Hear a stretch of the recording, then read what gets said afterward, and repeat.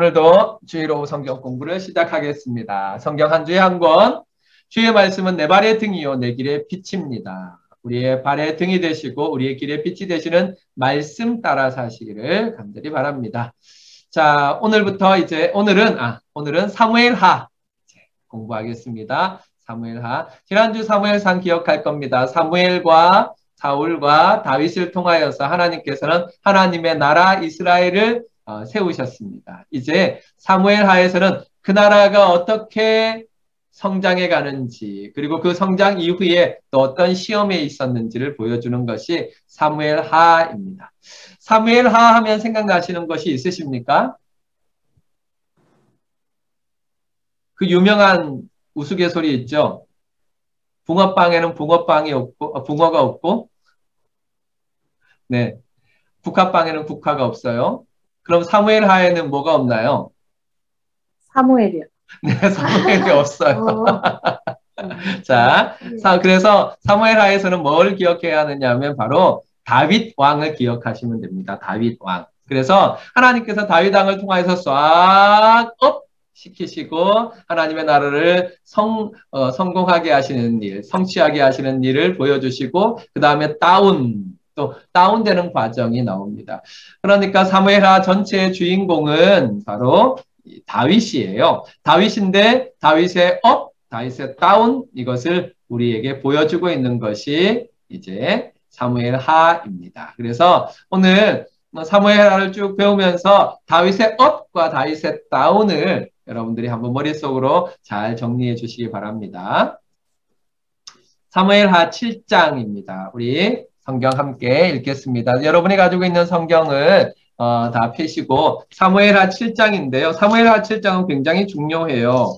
이 사무엘하 7장을 통하여서 하나님께서는 다윗 언약을 이렇게 맺어주시거든요. 그래서 사무엘하에서 아주 중요한 부분이 바로 사무엘하 7장입니다. 사무엘상에서는 1장과 2장에 있었던 한나의 이야기가 전체를 이끌어 갔었는데 한나가 기도했던 사무엘상 2장에 있던 내용들이 사실은 이제 이 사무엘하에서도 그대로 연결돼요. 그래서 하나님께서 어떻게 하나님의 사람들을 세우시는가를 다윗을 통하여서 정확하게 보여주시는데 그 세우시는 절정, 다윗을 세우시는 절정이 하나님과 다윗의 언약입니다. 그 언약이 이제 7장에 기록되어 있습니다. 우리 7장 다 같이 우리 사무엘하 7장 우리 찬찬히 읽어가겠습니다. 그냥 읽어가니까 지난주에 힘드시더라고요. 그래서 제가 한 절 읽고 여러분이 한 절 읽으면서 이렇게 읽어가도록 하겠습니다. 여호와께서 주위의 모든 원수를 무찌르사 왕으로 궁에 평안히 살게 하신 때에 왕이 선지자 나단에게 이르되 볼지어다 나는 백향목 궁에 살거늘 하나님의 괴는 휘장 가운데에 있도다. 나단이 왕께 아뢰되 여호와께서 왕과 함께 계시니 마음에 있는 모든 것을 행하소서 하니라. 그 밤에 여호와의 말씀이 나단에게 임하여 이르시되 가서 내 종 다윗에게 말하기를 여호와께서 이와 같이 말씀하시되 내가 나를 위하여 내가 살 집을 건축하겠느냐. 내가 이스라엘 자손을 애굽에서 인도하여 내던 날부터 오늘까지 집에 살지 아니하고 장막과 성막 안에서 다녔나니 이스라엘 자손과 더불어 다니는 모든 곳에서 내가 내 백성 이스라엘을 먹이라고 명령한 이스라엘 어느 지파들 가운데 하나에게 내가 말하기를 너희가 어찌하여 나를 위하여 백향목 집을 건축하지 아니하였느냐고 말하였느냐. 그러므로 이제 네 종 다윗에게 이와 같이 말하라. 만군의 여호와께서 이와 같이 말씀하시기를 내가 너를 목장 곧 양을 따르는 데에서 데려다가 내 백성 이스라엘의 주권자로 삼고 내가 가는 모든 곳에서 내가 너와 함께 있어 내 모든 원수를 내 앞에서 멸하였은즉 땅에서 위대한 자들의 이름같이 내 이름을 위대하게 만들어 주리라. 내가 또 내 백성 이스라엘을 위하여 한 곳을 정하여 그를 심고 그를 거주하게 하고 다시 옮기지 못하게 하며 악한 종류로 전과 같이 그들을 패하지 못하게 하여 전에 내가 사사에게 명령하여 내 백성 이스라엘을 다스리던 때와 같지 아니하게 하고 너를 모든 원수에게서 벗어나 편히 쉬게 하리라. 여호와가 또 내게 이르노니 여호와가 너를 위하여 집을 짓고 내 수완이 차서 내 조상들과 함께 누울 때에 내가 내 몸에서 난 내 씨를 내 뒤에 세워 그의 나라를 견고하게 하리라. 그는 내 이름을 위하여 집을 건축할 것이요 나는 그의 나라 왕위를 영원히 견고하게 하리라. 나는 그에게 아버지가 되고 그는 내게 아들이 되리니 그가 만일 죄를 범하면 내가 사람의 매와 인생의 채찍으로 징계하려니와 내가 내 앞에서 물러나게 한 사울에게서 내 은총을 빼앗은 것처럼 그에게서 빼앗지는 아니하리라. 내 집과 내 나라가 내 앞에서 영원히 보존되고 내 왕위가 영원히 경고하리라 하셨다 하라. 나단이 이 모든 말씀들과 이 모든 계시대로 다윗에게 말하니라. 다윗 왕이 여호와 앞에 들어가 앉아서 이르되 주 여호와여 나는 누구이오며 내 집은 무엇이기에 나를 여기까지 이르게 하셨나이까. 주 여호와여 주께서 이것을 오히려 적게 여기시고 또 종의 집에 있을 먼 장래일까지도 말씀하셨나이다. 주 여호와여 이것이 사람의 법이니이다. 주 여호와는 주의 종을 아시오니 다윗이 다시 주께 무슨 말씀을 하오리까. 주의 말씀으로 말미암아 주의 뜻대로 이 모든 큰 일을 행하사 주의 종에게 알게 하셨나이다. 그런즉 주 여호와여 주는 위대하시니 이는 우리 귀로 들은 대로 주와 같은 이가 없고 주 외에는 신이 없음이니이다. 땅의 그 어느 한 나라가 주의 백성 이스라엘과 같으리이까. 하나님이 가서 구속하사 자기 백성으로 삼아 주의 명성을 내시며 그들을 위하여 큰 일을 주의 땅을 위하여 두려운 일을 애국과 많은 나라들과 그의 신들에게서 구속하신 백성 앞에서 행하여 싸우며 주께서 주의 백성 이스라엘을 세우사 영원히 주의 백성으로 삼으셨사오니 여호와여 주께서 그들의 하나님이 되셨나이다. 여호와 하나님이여 이제 주의 종과 종의 집에 대하여 말씀하신 것을 영원히 세우시며 말씀하신 대로 행하사 사람이 영원히 주의 이름을 크게 높여 이르기를 만군의 여호와는 이스라엘의 하나님이라 하게 하옵시며 주의 종 다윗의 집이 주 앞에 경고하게 하옵소서. 만군의 여호와 이스라엘의 하나님이여 주의 종의 귀를 여시고 이르시기를 내가 너를 위하여 집을 세우리라 하셨으므로 주의 종이 이 기도로 주께 간구할 마음이 생겼나이다. 주 여호와여 오직 주는 하나님이시며 주의 말씀들이 참되시니이다. 주께서 이 좋은 것을 주의 종에게 말씀하셨사오니 이제 청하건대 종의 집에 복을 주사 주 앞에 영원히 있게 하옵소서. 주 여호와께서 말씀하셨사오니 주의 종의 집이 영원히 복을 받게 하옵소서 하니라. 아멘. 오늘 본문을 읽으면서 다윗의 이 흥분된 마음, 하나님의 약속으로 말미암아 흥분된 마음을 읽으실 수 있으시겠습니까?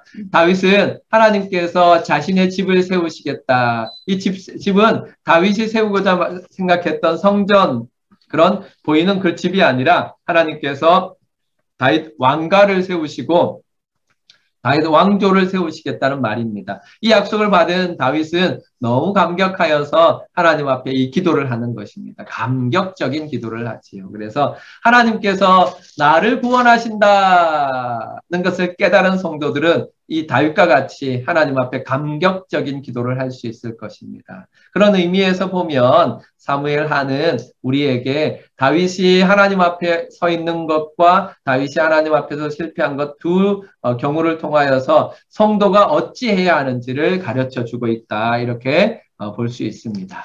자, 사무엘하 들어가도록 하겠습니다. 사무엘하 다윗의 성쇠, 다윗의 업다운입니다.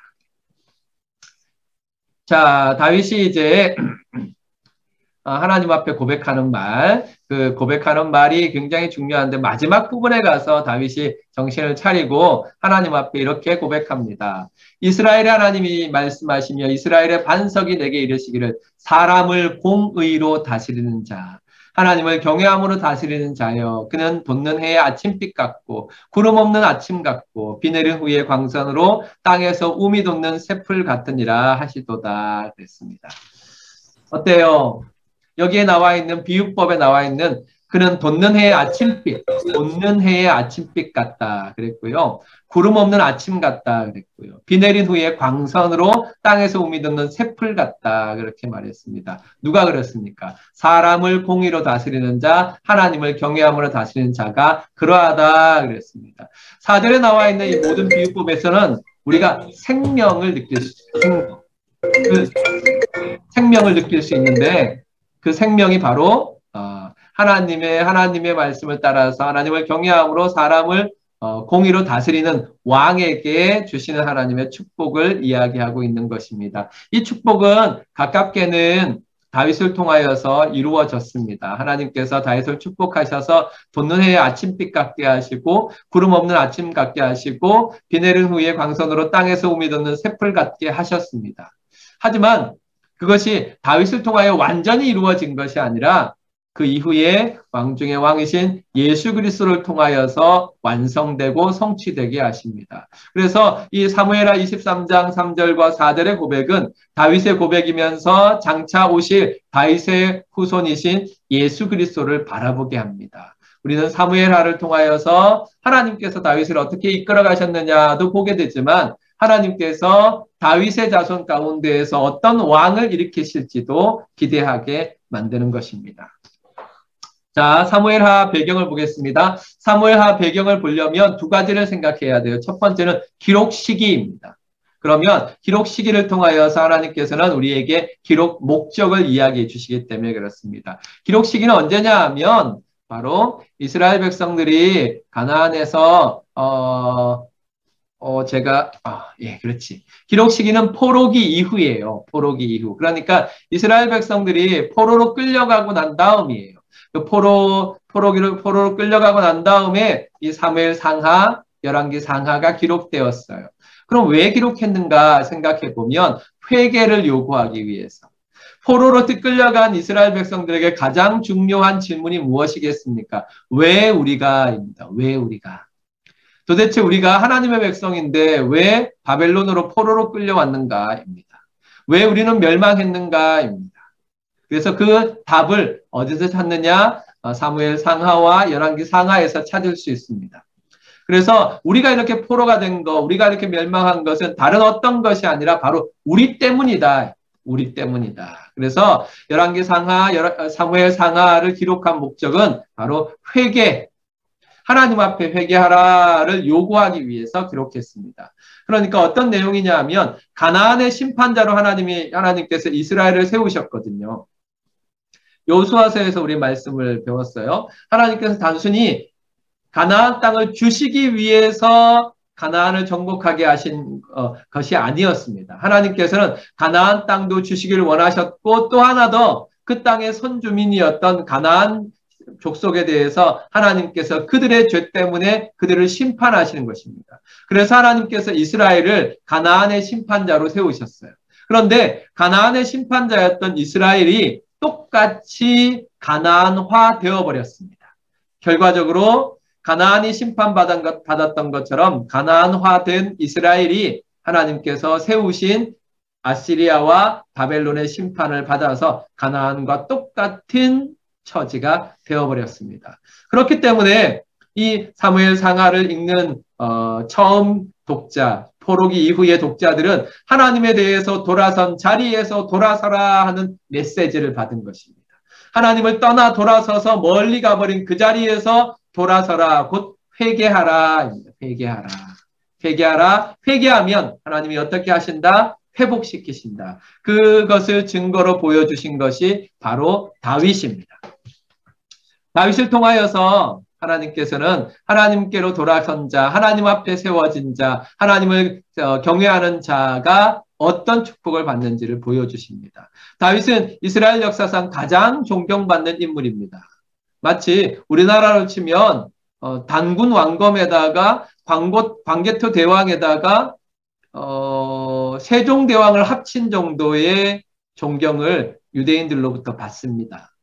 그렇지만 그런 다윗도 그의 생애에는 하나님의 은혜 안에서 성공하는 것만 있었던 것이 아니라 굴곡이 있어서 실패의 아픔도 맛봤습니다. 그것을 우리는 사무엘하 전체를 통해서 진행해 나가면서 볼 수 있습니다. 자, 그래서 사무엘하, 사무엘상, 열왕기상, 열왕기하 네 권의 책에서 공통적으로 우리가 읽을 수 있는 것은 하나님에 대하여 돌아선 자리에서 돌아서라 하는 것을 읽을 수 있습니다. 사무엘하 정리하면 사무엘하는 다윗의 책이라고 정리할 수 있습니다. 절대 권력은 절대로 타락한다. 그러면 타락하지 않으려면 어떻게 해야 되냐? 매일매일 개혁해야 한다. 그러니까 이제 오늘이 바로 종교개혁 기념일이거든요. 그래서 오전에 우리 종교개혁 기념 주일 예배를 드리지 않았습니까? 그러면 거기에서 중요한 것이 무엇입니까? 네, 한번 개혁된 교회는 날마다 개혁되어야 된다. 무엇으로? 하나님 말씀으로, 하나님 앞에서 개혁되어야 된다. 그렇게 우리 역사를 통해서 배웁니다. 오늘 참 안타까워요. 우리 오전에 말씀을 이제 녹화하는 것이 인터넷에 끊어지는 바람에 녹화가 안 돼서 하나도 남지 않았습니다. 임성찬이가 막 달려오더니만 큰일 났습니다 하고 보고하더라고요. 할 수 없죠. 자, 어쨌든 절대 권력은 절대로 타락한다입니다. 절대 권력은 절대로 타락한다. 그래서 우리는 항상 주의해야 됩니다. 하나님이 내게 주시는 것이 많을 때 주의해야 됩니다. 능력을 많이 주실 때 주의해야 되고, 소유를 많이 주실 때 주의해야 되고, 능력을 많이 주실 때 주의해야 됩니다. 자, 세 부분으로 나눌 수 있어요. 첫 번째 부분은 1장부터 10장까지인데요. 다윗이 하나님께 잘 순종하지요. 그래서 승전, 가는 곳마다 연승하게 됩니다. 두 번째, 11장을 기점으로 하여서 뚝 떨어지게 되는데요. 불순종입니다. 11장부터 20장까지인데 다윗의 범죄와 그 범죄의 결과들이 따라옵니다. 세 번째는 부처전 부분처럼 21장부터 24장까지 반복돼요. 그래서 다윗에 대한 평가가 이 장에서 이루어집니다. 사무엘하는 그런 의미에서 보면 신명기적 주제가 분명하게 나타납니다. 하나님께서 신명기에서 약속하셨죠. 에발산과 그리심산에 올라가서 축복과 저주의 메시지를 전하라 했는데 그것은 순종과 불순종의 결과라 하는 사실을 말씀해 주셨습니다. 이렇게 하나님께서는 모세오경에 주신 율법이 역사 속에서 어떻게 적용되는지를 보여주고 계시는데 그것이 바로 이스라엘의 역사입니다. 그 역사 속에서 우리는 하나님의 백성으로서 우리가 선택해야 될 것이 무엇인지를 잘 배울 수 있습니다. 자, 오늘 그래서 세 부분으로 나눠서 살펴볼 건데 첫 번째는 다윗의 승리입니다. 다윗의 승리는 어디서부터 왔느냐? 네, 하나님께서 복 주셨기 때문에 왔습니다.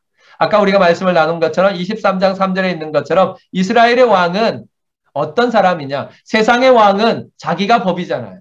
하지만 이스라엘의 왕은 안 그렇습니다. 이스라엘의 왕은 하나님이 세우셨고 하나님께서 다스리시기 때문에 첫 번째는 사람을 공의로 다스려야 합니다. 두 번째는 하나님을 경외함으로 다스려야 합니다.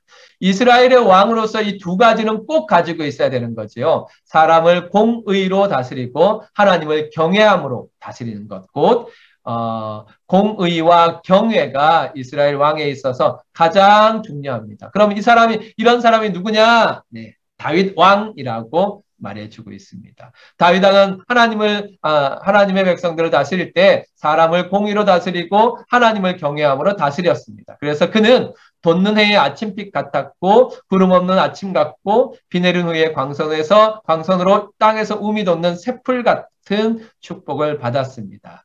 그렇게 다윗은 이스라엘을 공의와 경외로서 다스렸습니다. 사람을 향하여 공의, 하나님을 향하여 경외, 이 두 가지는 우리가 가슴에 꼭 새겨야 합니다. 우리 가정에서도 마찬가지고요. 우리 회사에서도 마찬가지고 하나님이 어디에 있게 하시든지 그 사람과 만남 속에서 그 사람들을 빛으로 이끌어가야 하잖아요. 하나님의 은혜 안으로 이끌어가야 하고 구원의 길로 이끌어가야 하는데 그때의 원칙이 딱 이 두 가지입니다. 사람 앞에서는 공의로, 하나님 앞에서는 경외로. 공의와 경외가 우리에게 꼭 필요합니다. 다윗은 이스라엘 역사에서 비교할 수 없는 왕이었어요. 축복으로 본다면 솔로몬이 최고였습니다. 하지만 영적인 부분에서 또 신앙적인 면에서 다윗은 그 누구와도 비교할 수 없는 이스라엘의 대표 선수, 대표 왕이었습니다. 그것은 그가 사람을 공의로 다스리고 하나님을 경외함으로 다스렸기 때문입니다. 다윗은 몇 가지 승리를 하게 되는데 첫 번째로 나누면 정치 군사적 승리를 하게 됩니다. 8장 14절 보시면 알 수 있는데요. 8장 14절 김재현 선교사님 읽어주세요. 다윗이 어디로 가든지 여호와께서 이기게 하셨더라. 아멘. 다윗이 어디로 가든지 여호와께서 이기게 하셨더라. 그래서 사람들은 다윗이나 이름 빼고 자기 이름 넣기 참 좋아해요. 그래서 어디로 가든지 여호와께서 이기게 하시더라. 네, 그랬으면 참 좋겠다 생각합니다. 그러면 어느 정도로 승리하게 하셨느냐 하면 성경에 보면 2장부터 5장까지에 보면 사울 가문에 대해서 승리하게 하십니다. 2장부터 5장까지 1장도 마찬가지입니다만은 어떤 형태를 보여주느냐면 사울의 가문은 점점 내려가요. 사울과 요나단이 죽고 또 그를 따르던 자들이 실패하고 안에서 내분이 일어나고 점점 내려가요. 반면에 다윗의 가문은 점점 올라갑니다. 그래서 사울의 가문은 내려가고 다윗의 가문이 올라가는 것이 2장부터 5장까지에 나와 있습니다. 또 5장에 보면 다윗은 여부스 족속이 다스리던 예루살렘을 정복해서 다윗의 왕도로 시온성으로 삼습니다. 그리고 이스라엘을 늘 괴롭혔던 블레셋에 대해서 승리합니다. 8장에 가면 블레셋과 모압과 에돔에 대해서 승리하게 됩니다. 네, 정말 가는 곳마다 승리하게 하신 하나님의 은혜가 여기서 또 나타납니다. 10장에 가면 아람과 암몬에 대해서 또 승리하게 합니다. 그래서 지금 이제 지도에 보면 아래쪽에서 위쪽까지 다윗의 왕국의 판도가 보입니다. 그러니까 거기서 우리가 살필 것은 약간 회색빛 비슷한 회색색으로 되어 있는 쥐색으로 되어 있는 부분이 다윗이 정복한 지역들이에요. 다 정복한 지역들. 그 이후에 그 바깥쪽에 있는 부분은 솔로몬 시대에 정복한 지역들입니다. 이렇게 다윗 시대에 정말로 큰 증가가 있었어요. 한번 보세요. 보라색은 사울이 다스렸을 때 이스라엘이거든요. 보라색. 그런데 이 다윗과 비교해 보면 한 3배, 4배 이렇게 크게 성장했다는 사실을 알 수 있습니다. 자, 10장에 또 암몬에 대한 승리까지 나와 있습니다. 두 번째는 우리 두 번째 생각할 것은 다윗이 그렇게 승리를 할 수 있었던 이유가 바로 다윗이 온 이스라엘을 다스려 다윗이 모든 백성에게 정의와 공의로 행했다. 그렇게 말씀하시는 8장 15절의 말씀을 그대로 생각할 수 있습니다. 다윗은 어떤 부분에서도 놓치지 아니하고 하나님의 뜻을 따라갔는데 1장에 보면 사울의 죽음을 애도하는 것이 나옵니다. 자, 죄송합니다. 요거 잠깐 수정하게 했습니다. 틀린 것이 있네요. 자, 여기 다윗의 영적인 승리입니다. 영적인 승리. 제가 수정할 때 수정을 못했네요. 다시. 네. 다윗의 두 번째는 다윗의 영적인 승리인데 8장 15절에 보면 다윗이 온 이스라엘을 다스릴 때 다윗이 모든 백성에게 정의와 공의를 행했다. 그렇게 말씀했습니다. 그래서 정리해 보면 1장에서 사울의 죽음을 애도하지요. 사울이 어떤 사람입니까? 다윗을 죽이겠다고 따라왔던 자 아닙니까? 그런데 하나님께서 그를 데려가시고 난 다음에 다윗은 사울의 죽음을 애도합니다. 그래서 하나님께서 세우신 여호와께서 기름 부음 받은 자이기 때문에 하나님께서 다윗은 그를 하나님 앞에서 이렇게 애도하는 영적인 모습을 보여줍니다. 6장에는 다윗이 언약궤를 예루살렘으로 옮깁니다. 그래서 언약궤를 예루살렘으로 옮길 때 다윗이 얼마나 기뻐했던지 그 다윗의 댄싱을 통하여서 보여주지 않습니까? 그렇게 다윗은 하나님의 말씀을, 하나님의 언약을 사모했습니다. 7장 우리가 함께 읽었던 것처럼 다윗 언약이 맺어지고요. 9장에서는 다윗의 가문에 남아있는 무비보셋에게 다윗은 자기 왕자와 같은 은혜를 베풉니다. 자기 아들들과 같이 그렇게 왕궁에서 살게 하지요. 이로 말미암아 다윗은 정치 군사적으로만 승리한 것이 아니라 영적으로도 승리하는 하나님 앞에서 모범적인 이스라엘의 왕의 모습을 보여줍니다. 이런 것을 통하여서 하나님께서는 다윗을 통하여서 우리에게 말씀하시는 것이 있습니다. 그것은 무엇이냐 하면 아까 말씀드렸던 것처럼 사람을 공의로 다스리는 자, 하나님을 경외함으로 다스리는 자가 하나님이 기뻐하시는 왕이라는 사실을 알려줍니다. 목사님, 그러면 저희는 왕이 아니니까 그러고 상관없잖아요. 이렇게 생각하실 수 있습니다. 그러나 그렇지 않습니다. 우리는 왕 같은 제사장이라고 그러지 않았습니까? 그래서 이 땅에서 우리는 사람을 공의로 다스려야 하며 하나님을 경외함으로 다스려야 합니다. 그렇다면 우리는 다윗처럼 우리에게 맡기신 사람을 공의와 하나님을 경외함으로 다스리고 있는가?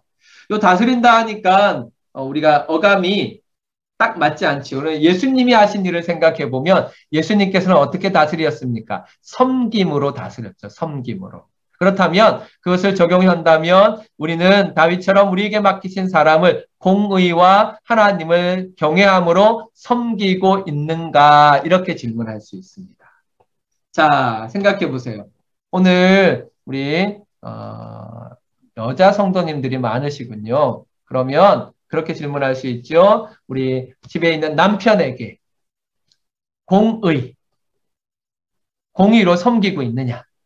하나님을 경외함으로 섬기고 있느냐? 한번 생각해 주시기 바랍니다. 공의는 다른 거 아닙니다. 공의라는 것은 정말로 앞과 뒤가 똑같은 겁니다. 나에게 적용하는 원리가 다른 사람에게 적용하는 원리가 똑같은 것입니다. 마땅히 그에게 해야 될 바를 하는 것, 그게 바로 공의입니다. 남편들에 대해서 어떻게 대하십니까? 정말로 공의로 섬기십니까? 또 하나 더 이야기한다면 하나님을 경외함으로 마치 하나님을 대하듯이 주를 대하듯이 섬기고 계십니까? 그렇다면 우리는 다윗의 길로 가고 있는 것입니다. 정말 저와 여러분들이 이렇게 하나님이 주신 사람들을 공의와 경외함으로 섬기는 사람들이 되기를 원합니다. 그때 다윗은 가는 곳마다 연전연승했습니다. 하나님이 축복하셨기 때문입니다. 그러므로 우리가 공의와 경외함으로 사람들을 섬길 때 하나님께서는 반드시 우리가 가는 곳마다 승리하게 하실 줄 믿습니다. 그래서 우리가 이렇게 함께 기도하고 싶어요. 자비하신 아버지 하나님, 제게는 다윗의 복을, 우리 교회와 가정과 직장에는 이스라엘의 복을 주시옵소서. 이렇게 기도하고 싶습니다. 하나님, 제게는 다윗의 복을 주셔서 사람을 공의와 경외함으로 섬기게 하시고, 또 우리 교회와 가정과 직장에는 다윗 시대에 주셨던 그 축복, 그 이스라엘의 축복을 허락하여 주옵소서. 이번 한 주간 이렇게 기도하시기를 바랍니다. 자, 두 번째, 다윗의 범죄입니다. 다윗의 범죄는 하나님을 업신여겼습니다. 다윗은 좋은 왕이었지만 완전하지 못했고 그에게도 빛과 그림자가 있었습니다. 그래서 지금부터 살펴볼 것은 다윗의 그림자입니다. 12장 9절을 읽겠습니다. 우리 이상군 집사님 읽어주세요. 다윗은 좋은 왕이었으나 완전하지 못했다. 내가 여호와의 말씀을 업신여기고 나보기에 악을 행하였으냐. 네, 하나님께서 그렇게 말씀하셨습니다. 내가 여호와의 말씀을 업신여기고 나보기에 악을 행하였느냐라고 나단을 통하여서 하나님께서 다윗에게 말씀하셨습니다.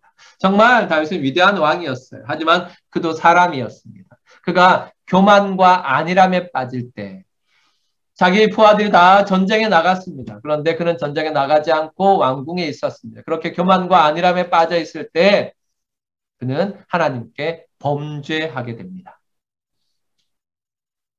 그래서 그러면 내가 여호와의 말씀을 업신여기고 나보기에 악을 행하였느냐라고 말하는 사람도 역시 그 대상도 역시 다윗 왕입니다. 다윗 왕은 왜 이런 범죄를 하게 됩니까? 그는 교만과 자기 신뢰에 빠졌기 때문입니다. 다윗의 죄를 말한다면 우리는 보통은 간음과 살인 이렇게 이야기를 하지만 그 죄가 나오기 전에 이미 다윗 안에 교만과 자기 신뢰의 죄가 있었습니다. 이 교만과 자기 신뢰는 앞에서 우리가 말씀을 나눴던 공의와 경외를 반대하는 것입니다. 공의와 경외의 반대가 바로 교만과 자기 신뢰입니다. 자, 다윗은 간음과 살인을 합니다. 11장부터 이렇게 나와 20장까지. 오늘 제가 수정 안 한 것들이 꽤 있네요. 미안합니다.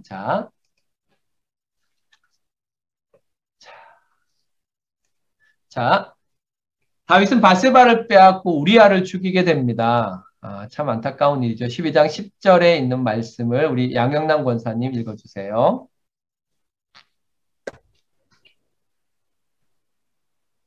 이제 내가 나를 업신여기고 햇사람 우리아의 아내를 빼앗아 내 아내로 삼았은즉 칼이 내 집에서 영원히 떠나지 아니하리라 하셨고.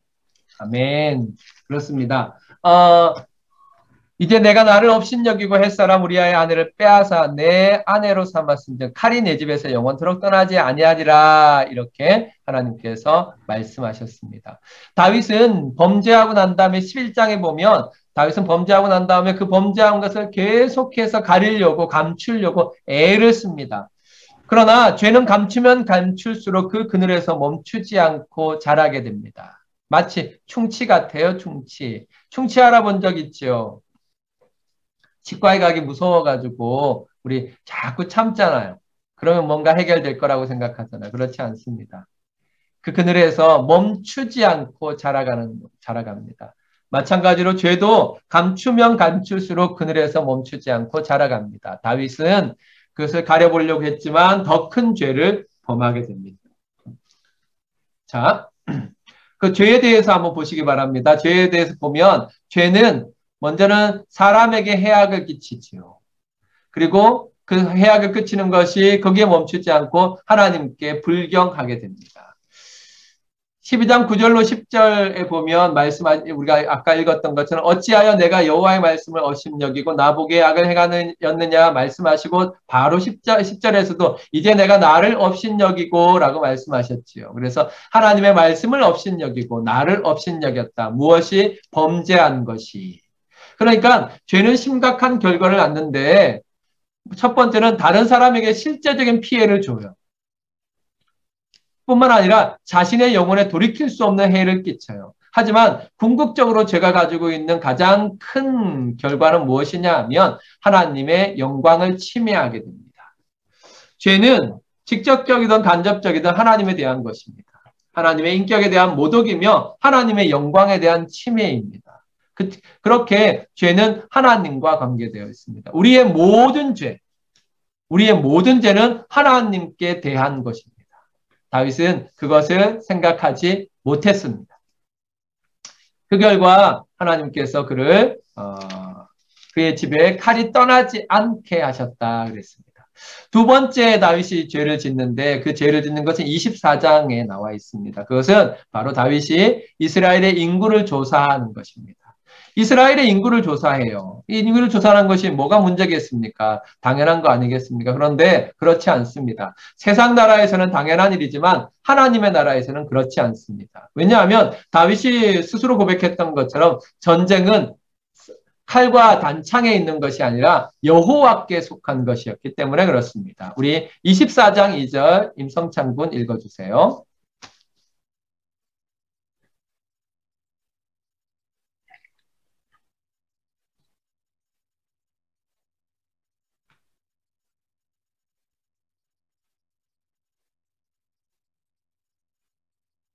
네. 다윗은 요압에게 명령해서 인구를 헤아리라고 합니다. 이 인구를 헤아리는 것은 군사력을 조사하는 것이지요. 그 군사를 조사하는 것이 왜 문제가 될까요? 무엇이 문제일까요? 그것은 바로 교만입니다. 어떤 교만입니까? 내가 얼마나 강한가 보자 연전연승이 자신의 능력으로 착각한 것입니다. 내가 정말 얼마나 강한지 우리나라의 군사가 얼마나 되는지 보자 한 것은 바로 교만의 소치인 것입니다. 또 하나 더 있습니다. 자기 신뢰의 결과입니다. 그것은 내가 알아서 해결할 수 있다입니다. 무엇을? 내 문제는 이제 이 정도 백성이면 이 정도 군사력이면 내가 알아서 해결할 수 있다. 이렇게 교만과 자기 신뢰가 다윗으로 하여금 범죄하게 하나님의 뜻을 저버리도록 만들어버렸습니다. 정말로 안타까운 일입니다. 그 죄의 결과가 나옵니다. 죄의 결과는 칼이 다윗의 집을 떠나지 않습니다. 12장 10절에 말씀하시기를 칼이 내 집에서 영원토록 떠나지 아니하리라 말씀하셨는데 그것이 그대로 이루어지죠. 12장에 바세바 사이에 난 아들이 죽습니다. 13장에는 암논이 간음을 하고 압살롬이 그를 살인하는 큰 일이 일어납니다. 17장에는 압살롬의 반역으로 말미암아 다윗이 도망다니게 됩니다. 20장에는 세바가 이스라엘 10지파를 떼어서 반란을 일으키게 됩니다. 이렇게 12장, 13장, 17장, 20장까지 가는 동안에 다윗의 집이 그 혼란 가운데에서 정말 칼이 그 집에서 떠나지 않는 그런 결과가 나타납니다. 이런 것을 통하여서 우리가 생각할 수 있는 것이 사람이 힘을 가지게 되면 교만함과 자기 신뢰에 빠지게 됩니다. 타락하는 것이죠. 그래서 힘이 커지면 커질수록 컨트롤할 수 있는 힘도 커져야 합니다. 다시 말하면 하나님께 많은 것을 받으면 많은 것을 받을수록 우리는 믿음이 더욱더 강해져야 합니다. 만약에 하나님께 받은 것이 많아졌는데 우리의 믿음이 약하면 그 그릇을 엎을 수밖에 없습니다. 자, 이거 아시는 분 있으세요? 얘 이름? 골룸이요. 골룸이죠. 골룸이 될 것이냐, 프로도가 될 것이냐, 기억하실 겁니다. 절대 반지가 있었죠. 반지의 제왕에 보면 절대 반지가 있었는데, 그 절대 반지를 끼면 절대 권력을 갖게 됩니다. 그 절대 권력을 갖기 위해서 골룸은 반지의 노예가 됩니다. 권력의 노예가 되는 것이죠. 하지만 프로도는 다르지요. 프로도는 그 유혹을 이기고 절대 반지를 화산 속에 던져버리지 않습니까? 그렇습니다. 축복이 클수록 순종도 커야 합니다. 우리가 정말로 하나님께 받은 축복이 크면 클수록 순종도 커야 합니다. 순종하기 위해서는 반드시 은혜와 자기 부인이 필요합니다. 우리를 죄로부터 구원하여 주시고 우리 안에 거룩함을 지켜 주옵소서 이렇게 기도하며 나아가야 될 것입니다. 정말 우리가 이 땅을 살아가는 동안에 어떤 것든지 그게 권력이든지 소유든지 관계없습니다. 골룸이 될 것이냐 프로도가 될 것이냐 이 질문을 분명히 하면서 선택하여 나아가야 할 것입니다. 자, 우리에게 지혜가 필요합니다. 어떤 지혜가 필요합니까? 꼭 필요한 지혜입니다. 이건 정말로 꼭 필요한 지혜인데 무슨 지혜냐면 죄를 범하기 전에 죄의 결과를 내다보는 지혜를 주시옵소서입니다. 다윗이 그의 집에 칼이 떠나지 않는 그뿐만 아니라 그의 자손 때까지 칼이 떠나지 않는 그런 결과를 내다봤다면 범죄하지 않았을 것입니다. 그러므로 우리에게 꼭 필요한 지혜는 무엇이냐 하면 죄의 결과를 내다보는 지혜입니다. 하나님께 꼭 기도하시기 바랍니다. 하나님, 죄의 결과를 내다보는 지혜를 허락하여 주시옵소서 이렇게 기도해야 할 것입니다. 세 번째, 다윗의 회개입니다. 하나님께서 다윗의 은혜를 베푸심으로 말미암아 다윗이 회개의 자리로 나아가는데 다윗 왕의 또 다른 위대함은 바로 이 회개에 있습니다. 다윗이 범죄한 이후에 지은 시편들이 여러 가지가 있는데 그 중에 51편이 아까 밧세바 사건에 대한 것입니다. 우리 이지영 선생님 읽어주세요. 주의 얼굴을 내 죄에서 돌이키시고 내 모든 죄악을 지워주소서. 하나님이여 내 속에 정한 마음을 창조하시고 내 안에 정직한 영을 새롭게 하소서. 아멘. 시편 51편의 내용은 구구절절, 구절구절마다 우리의 마음에 다 담기는 말씀들입니다. 오늘 성경 공부 마치고 난 다음에 시편 51편을 다시 한번 읽어보시기 바랍니다. 주의 얼굴을 내 죄에서 돌이키시고 내 모든 죄악을 지워주소서 이렇게 기도한 사람 다윗 왕입니다. 하나님이여 내 속에 정한 마음을 창조하시고 내 안에 정직한 영을 새롭게 하소서 기도한 사람 바로 다윗 왕입니다. 다윗 왕은 범죄하였지만 하나님의 긍휼을 의지했고 하나님의 용서의 은혜를 입었습니다. 그에게서 우리는 죄를 다루는 신실한 방법을 배울 수 있습니다. 다윗이 죄를 어떻게 다루는지 어떻게 회복되는지 성경에 나타나 있는데 그것을 한번 정리해 보도록 하겠습니다. 첫 번째, 다윗이 죄를 다루는 첫 번째 부분은 바로 책망입니다. 다윗에게는 하나님의 말씀에 근거한 책망이 있었습니다. 자, 12장 7절부터 9절, 12장 7절부터 9절, 우리 김수홍님 읽어주세요. 나단이 다윗에게 이르되 당신이 그 사람이라. 그러한데 어찌하여 내가 여호와의 말씀을 업신여기고 나 보기에 악을 행하였느냐. 네, 다윗에게는 책망하는 사람이 있었는데 하나님의 말씀에 근거하여 책망하는 사람 나단이 있었지요. 나단은 다윗에게 말합니다. 당신이 그 사람이라. 당신이 그 정말로 죽어야 되는 악한 자라 그렇게 말합니다. 계속해서 하나님의 말씀을 업신여기고 하나님 앞에서 악을 행하였다고 말합니다. 또 이것은 그냥 그때 나단에게만 나타나지 않고 19장에 가면 요압이 압살롬 때문에 또 이야기하고 24장에 가면 또 군사의 수를 헤아린 것 때문에 요압이 책망합니다. 이렇게 다윗에게는 하나님의 말씀에 근거하여서 책망해 줄 수 있는 친구들이 있었습니다.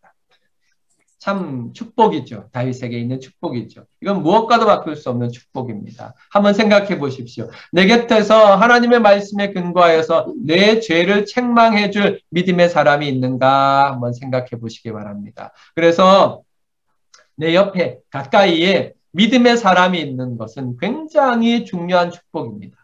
성도가 성도에게 축복인 것입니다. 그래서 성도와 성도가 서로가 서로에게 하나님의 말씀을 가르쳐 줄 수 있고 하나님의 말씀으로 권면할 수 있는 것은 무엇과도 비교할 수 없는 축복입니다. 다윗이 죄 가운데에서 회복될 수 있는 첫 번째 계단은 바로 이 책망, 하나님 말씀에 근거한 책망이 그에게 있었다. 그래서 다윗은 살 수 있게 된 것입니다. 책망은 정말 다윗이 우리가 꼭 다윗에게서 꼭 배워야 되는 것인데 다윗은 자신이 왕이었음에도 불구하고 아랫사람들의 책망을 받아들였습니다. 왜 그랬을까요? 그것은 바로 하나님의 말씀에 근거한 것이었기 때문에 그렇습니다. 더 크신 하나님께서 그들을 통해 자신을 책망한다는 사실을 깨닫고 인정했기 때문입니다. 자, 가끔 가다가 이렇게 푸념하는 소리를 들어요. 목사님, 저는 주변에 하나님 말씀으로 저에게 이렇게 책망하거나 권면하는 친구가 없어요.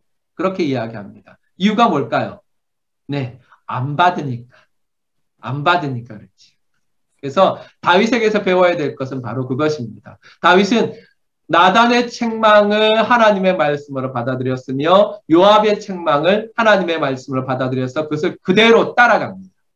그것은 그 책망이 더 크신 하나님께서 그들을 통해서 자신을 책망한다는 사실을 깨닫고 인정한 결과입니다. 그러므로 우리는 항상 우리 성도들이나 또 친구들이 권면을 할 때 하나님의 목소리로 들어야 합니다. 하나님께서 지금 나한테 말씀하신다. 또 예수님의 목소리로 들어야 합니다. 아, 예수님께서 이 집사님을 통해서 내게 말씀하신다. 예수님께서 이 권사님을 통해서 내게 말씀하신다. 이렇게 받아들여야 합니다. 그럴 때 다윗이 가졌던 첫 번째 축복을 누릴 수 있습니다. 두 번째는 자백입니다. 자백. 다윗은 책망을 듣고 부인하지 않고 시인합니다. 12장 13절 우리 홍은진 집사님 읽어주세요. 다윗이 나단에게 이르되 내가 여호와께 죄를 범하였노라. 네, 나단의 책망을 듣자마자 고백하는 것이 내가 여호와께 범죄하였노라, 죄를 범하였노라 그랬습니다. 또 24장 10절에도 똑같이 고백합니다. 김재현 선교사님 읽어주세요. 다윗이 백성을 조사한 후에 그의 마음에 자책하고 다윗이 여호와께 아뢰되 내가 이 일을 행함으로 큰 죄를 범하였나이다. 아멘. 내가 이 일을 행하여 큰 죄를 범하였나이다. 다윗은 자신의 죄에 대한 하나님의 관점을 수용하고 자신의 죄를 고백합니다. 하나님께서 말씀하실 때 아니에요. 누가 그랬어요? 네, 사울이 그랬습니다. 사울이 내가 범죄하였을지라도 사람들 앞에 가서 내 면을 세워주세요 했던 것이 사울이지 않습니까? 그런데 다윗은 그러하지 않았습니다. 하나님이 죄를 지적하자 그 하나님의 관점을 그대로 수용하고 자신의 죄를 자백했습니다. 세 번째 다윗이 죄를 다루는 단계는 회개입니다. 다윗은 자백에 행함을 더하는데 이게 진짜 회개이지요. 24장 10절에 나와 있습니다. 이상분 집사님 읽어주세요. 다윗이 여호와께 아뢰되 내가 이 일을 행함으로 큰 죄를 범하였나이다. 여호와여 이제 간구하옵나니 종의 죄를 사하여 주옵소서. 내가 심히 미련하게 행하였나이다 하니라. 아멘. 다윗은 자백뿐만 아니라 그 자백한 죄에서 돌이킵니다. 하나님 나를 다시 죄를 범하였습니다. 사하여 주옵소서. 회개는 죄를 처리하는 결정적인 단계입니다. 다윗은 죄의 책망을 받아들여 인정하고 그 요구에 복종했습니다. 그렇게 다윗은 회개로 나아갔습니다. 고린도후서 7장 10절에 보면 하나님의 뜻대로 하는 근심이라는 말씀이 있습니다. 하나님의 뜻대로 하는 근심. 이 하나님의 뜻대로 하는 근심은 구원에 이르게 하는 회개가 나오게 한다 그랬습니다. 여기서 우리는 단순히 슬퍼하는 것은 회개가 아니라는 사실을 기억해야 합니다. 슬픔은 죄에 대한 단순한 슬픔은 회개가 아닙니다. 이것은 회개의 전조현상이라고 읽을 수 있습니다. 내가 이러면 안 되는데 하고 슬퍼하고 내가 도대체 왜 이러는지 모르겠다 하고 슬퍼하는 것은 회개가 아닙니다. 회개로 나아가는 길일 뿐이죠. 정말로 회개는 무엇입니까? 그것은 삶의 변화를 가지고 와야 합니다. 바로 하나님의 뜻대로 하는 근심이 바로 그것입니다. 삶의 변화로까지 나아가는 근심. 정말 내가 이래서는 안 되지. 하나님께로 나아가야 되겠다. 탕자가 내 아버지 집을 기억하고 그 자리에 머물러 있지 않았습니다. 돼지우리 속에 그냥 머물러 있지 않았습니다. 일어나서 아버지께로 돌아갔습니다. 이게 바로 회개입니다. 네 번째 단계는 책임입니다. 다윗은 죄의 책임을 집니다. 24장 17절 우리 양현한 권사님 읽어주세요. 다윗이 백성을 치는 천사를 보고 곧 여호와께 아뢰어 이르되 나는 범죄하였고 악을 행하였거니와 이 양 무리는 무엇을 행하였나이까? 청하건대 주의 손으로 나와 내 아버지의 집을 치소서 하니라. 아멘. 주의 손으로 나와 내 아버지 집을 치소서. 하나님, 이 백성들이 무슨 죄를 지었습니까? 백성들이 고통을 당하는 것을 봤습니다. 자신의 죄 때문에 백성들이 고통을 당하는 것을 봤습니다. 물론 이것은 다윗의 죄 때문에 백성들이 고통을 당하는 것은 아닙니다. 왜냐하면 24장 1절을 시작할 때 하나님께서 이스라엘이 이미 똑같이 범죄하고 있었기 때문에 다윗이 백성의 숫자를 계수하도록 하나님께서 허락하신 것입니다. 그래서 백성들도 그들의 죄 때문에 고통을 당하는 것이죠. 다윗은 백성들의 고통을 목격하고 하나님께 자기 죄의 책임을 지게 해달라고 하나님 나와 내 집을 치소서 그렇게 간구합니다. 이렇게 다윗은 자기 죄에 대해서 외면하지 않고 책임을 졌습니다. 우리가 찾아야 될 죄는 타인의 죄가 아닙니다. 바로 나의 죄이지요.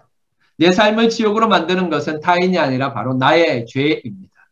요즘 사람들은 그렇게 이야기하지 않습니까? 타인은 지옥이다. 딴 사람이 나를 지옥에 들어간 것처럼 만든다. 내가 지옥과 같은 고통 속에 있는 것은 다른 사람 때문이다. 이렇게 말합니다. 아니요, 그렇지 않습니다. 우리의 삶을 지옥으로 만드는 것은 다른 사람 때문이 아니라 바로 나의 죄 때문입니다. 그러므로 우리는 지옥 같은 세상 속에서 찾아야 될 죄는 타인의 죄가 아닙니다. 쟤 때문에 내가 이렇게 힘들어. 쟤 때문에 내가 이렇게 화가 나. 아니요, 그렇지 않습니다. 내가 교만하고 내가 악하기 때문입니다. 그러므로 우리가 찾아야 될 죄는 타인의 죄가 아니라 나의 죄입니다. 꼭 기억하시길 바랍니다. 마지막으로 다윗은 용서를 합니다. 용서를 구합니다. 다윗은 하나님께 용서를 구합니다. 그러니까 죄를 컨트롤하는, 죄를 다스리는, 죄를 해결하는 가장 마지막 단계는 뭐냐면 하나님께 용서를 구하는 것입니다. 하나님께 용서를 구하는 다윗의 내용이 24장에 잘 나와 있는데 우리 임성창 군 24장 10절 읽어주세요.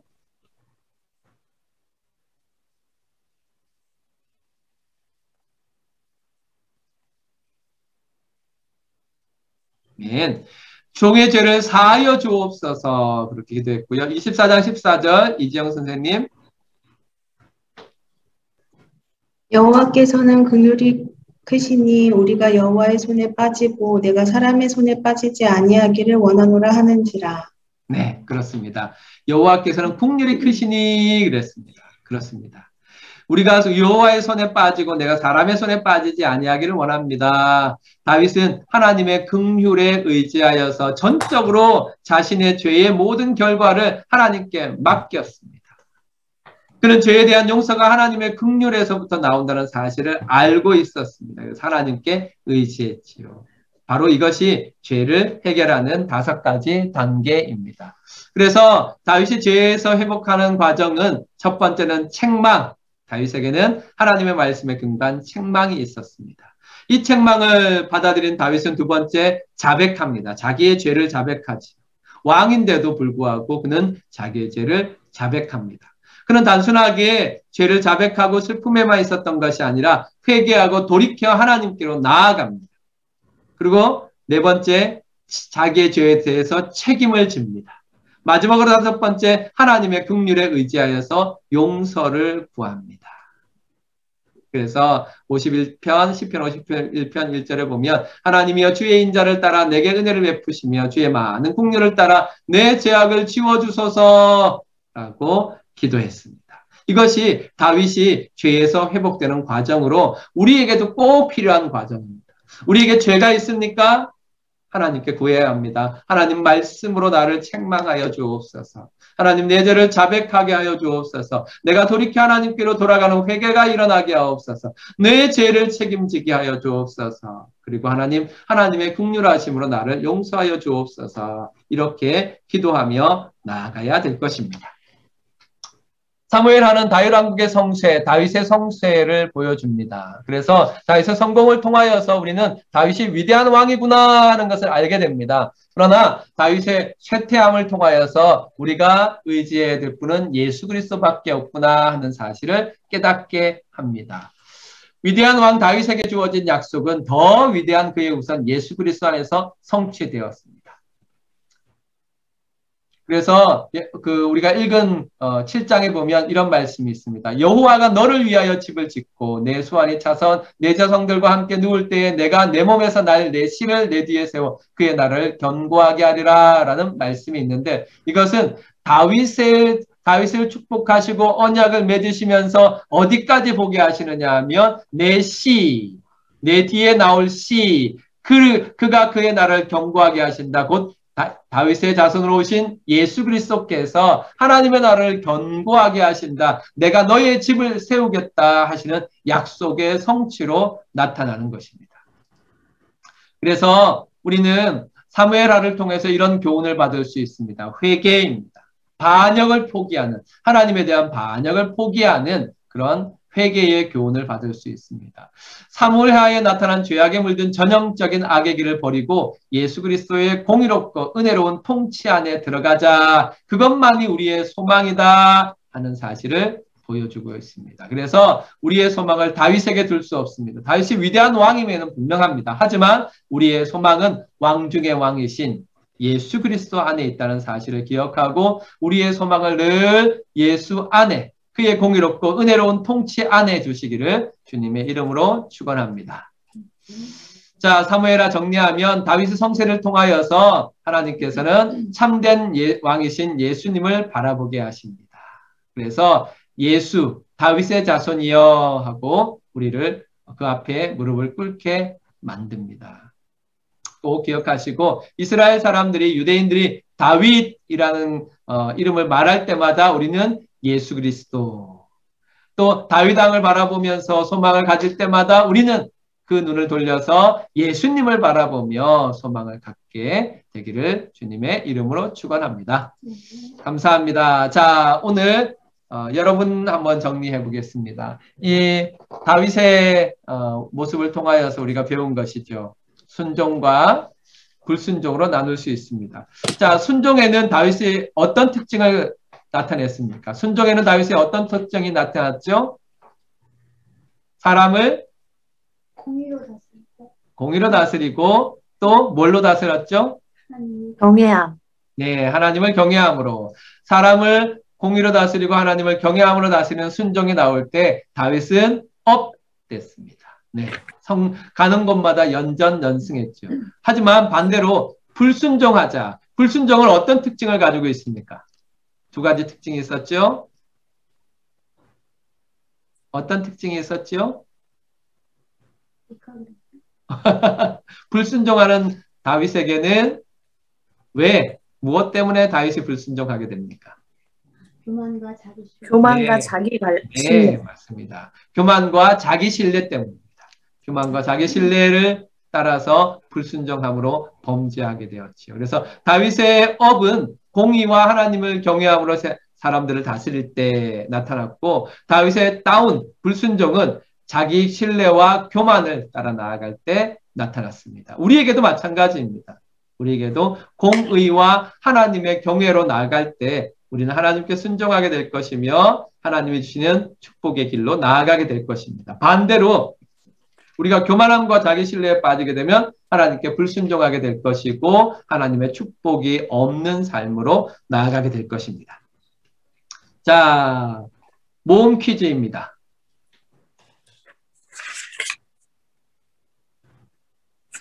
공의와 경외.